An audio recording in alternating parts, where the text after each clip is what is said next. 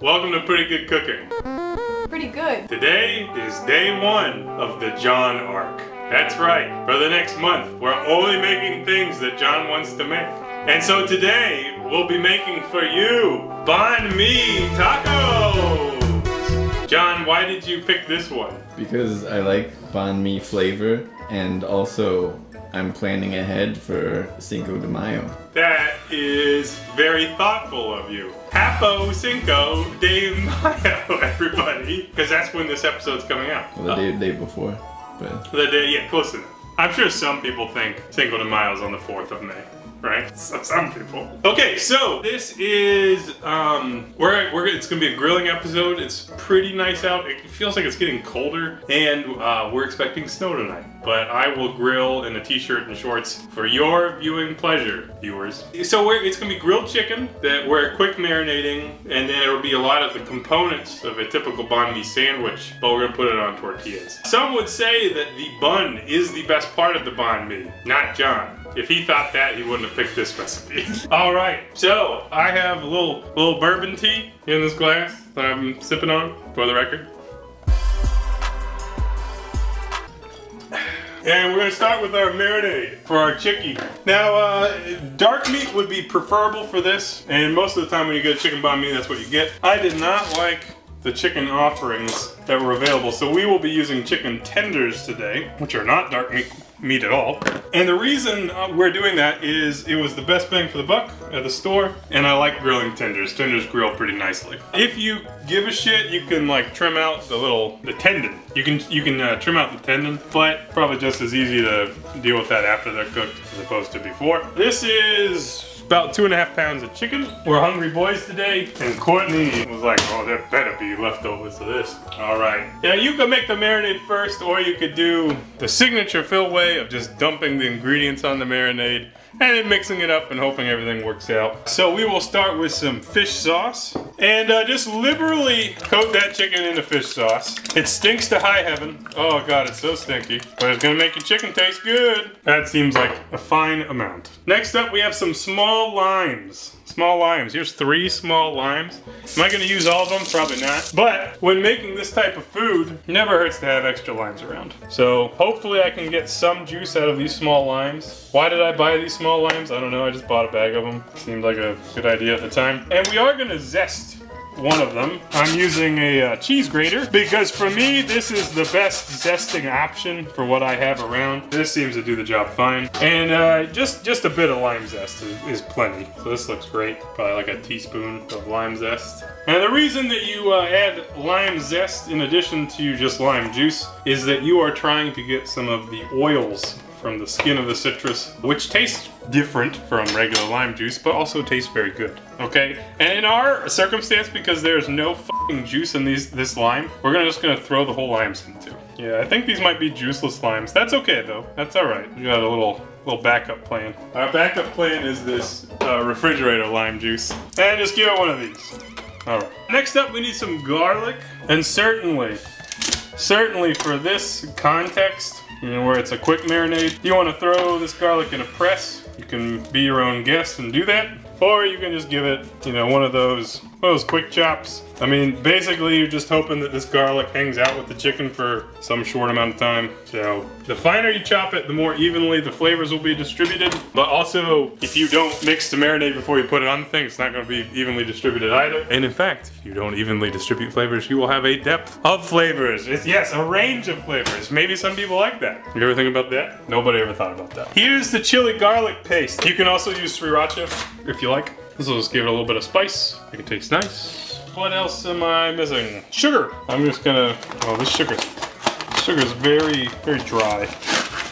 Okay, that's like a couple spoons of dark sugar. And now, upon reflection, because we have this large sugar, I really should have mixed this up beforehand. But instead, we'll just mix it at the bottom of the bowl. It's no problem. No problem. Okay, now we need to add a neutral oil. This is again just to help everything get coated and distributed. So we'll just give it one of those. And then using some tongs, we will mix this all up together, hopefully breaking down some of that sugar. And we will just let this sit out like you do with chicken until we're ready to cook it. And we'll toss it periodically. Certainly you could do this ahead and marinate it in the fridge. We're not doing that today because it's a fairly simple recipe. And if I didn't make the marinade, there would basically be no footage because it would just be me grilling the chicken and putting on a taco. So that's that. We'll put that to the side for now. All right, so today is Tuesday, April the 20th, which means that it's time to light up the grill.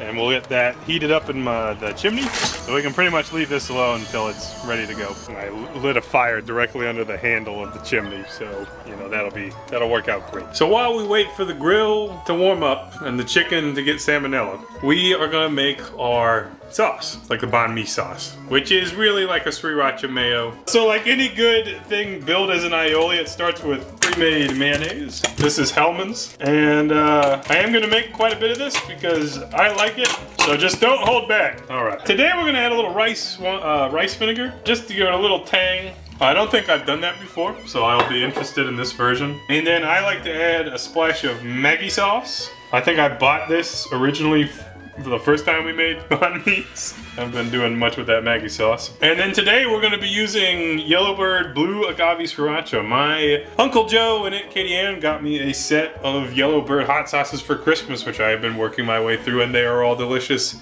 And this one in particular, I really like. It is actually very similar to the cock sauce that everyone knows and loves, but it is sweetened with agave, which that's nice. And it has both lime and tangerine juice in it. Pretty good. So we will add quite a bit of that, probably add some more, and we will incorporate this sauce into itself to create a sauce. And just judging by color, I definitely think we need some more hot.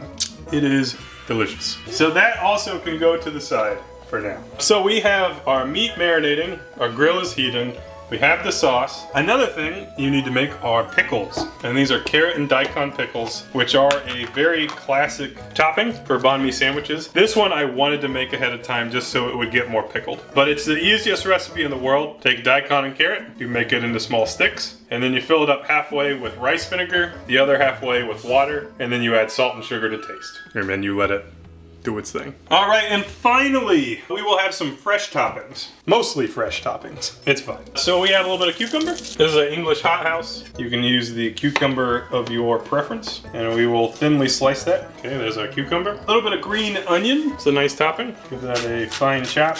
Try not to use the zesting lime for this, but you can just have some slices of lime. Why did I do that? And then you can add hot peppers. Jalapenos are probably the most common one that you'll find, but I was really excited because the store had Fresnos. Fresno peppers are very similar to jalapenos, just a slightly different flavor. But what I'll say is that a lot of food blogs and magazines and YouTube shows and all that shit, they treat Fresnos as if it's a pepper everyone has access to. And my balls have just been burning for years about it because stores around here don't really sell them. So when I found them, I was like, finally, Central Ohio has reached the modern age. So I just thought it would be nice. Also, it'll give a pop of red color. Some people care about visual things. Cilantro will be another addition. You can mince this for the people you're making this for. Some places, I don't know if it's laziness or just preference, they'll just leave it whole. But I think for a taco, it's nice to cut it up. That way you don't get a big honking piece of cilantro stuck between your teeth. Instead, you get a bunch of small pieces stuck between your teeth. If you have mint, you can use that. I picked exactly 3 mint leaves from my yard, and I think that's it for now. I got corn tortillas instead of bread. That's how it's a taco. And I think basically we just need to heat up the grill the chicken, and then we will assemble our tacos. I'll probably grill some of those tortillas too. Probably taste nice. We'll be back.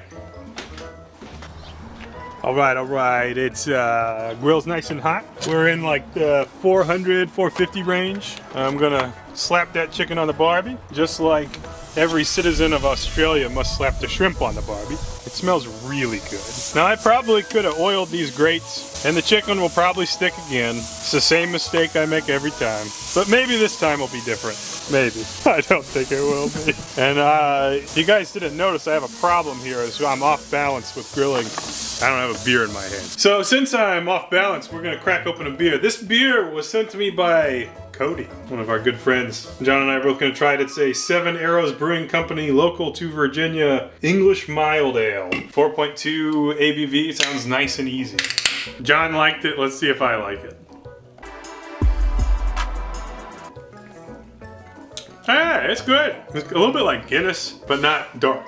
It's just in that vein of beers. Okay, now I regained my senses. We can go outside. So I think this was the first one we put on. You can see we're getting some nice grill marks, but definitely keep grilling. And don't leave limey, fishy chicken juice out when your dogs are around, because if you want to create a lethal weapon, just put some of this in a dog and wait. All right, it's been a few minutes we grilled that chicken. It doesn't take that long to grill chicken. Some of these chickens are cleanly releasing. That's right, that's the dream right there. Now you know, whether you put this on a sando or a taco, looks like this side of the grill's hot. We'll let that keep going. Sando or a taco, you know this chicken's gonna taste real nice. There's a lot of people in this world who like chicken. I'm one of them, but people who like chicken know. They know what this is. They know how it is. All right, we'll be back soon. It's coming in nicely. Don't look at this piece. All right, I don't know how long it's been, but we grilled this chicken. It looks awesome. Look, you see both sides, grill marks. We're looking good in that neighborhood, this neighborhood that we're in. Something I like to do when I'm doing batches of chicken is kind of keep an eye on them individually to a certain extent. You know, not all the chicken necessarily same size and shape, so we might need to let a couple of them go slightly longer. Let's give it a taste. It's really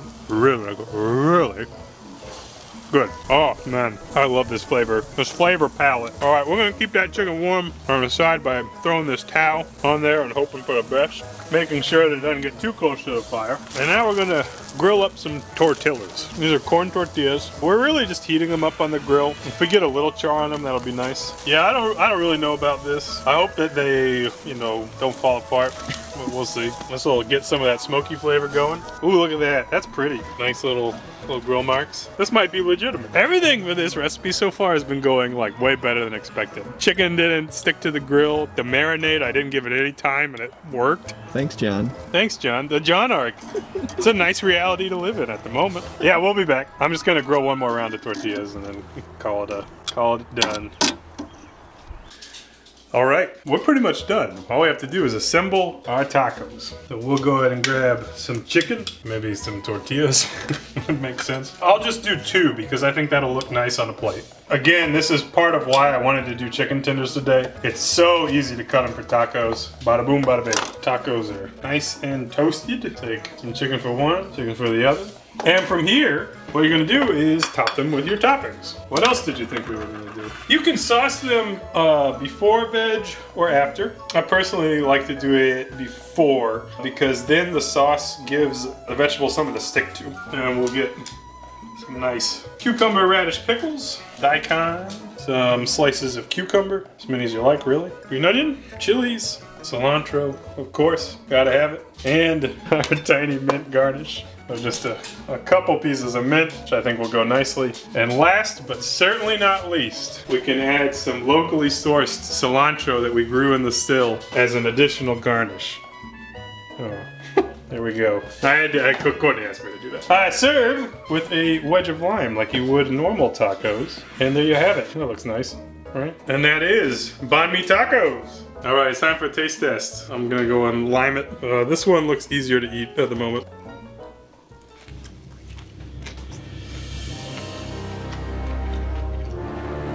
Oh, that was good. It's all the regular banh mi flavors. I do miss the bread. I love the bread in a banh mi, but you know, freshly grilled corn tortillas is hard to argue with too. Yeah, I think I'm gonna slam like 6 of these.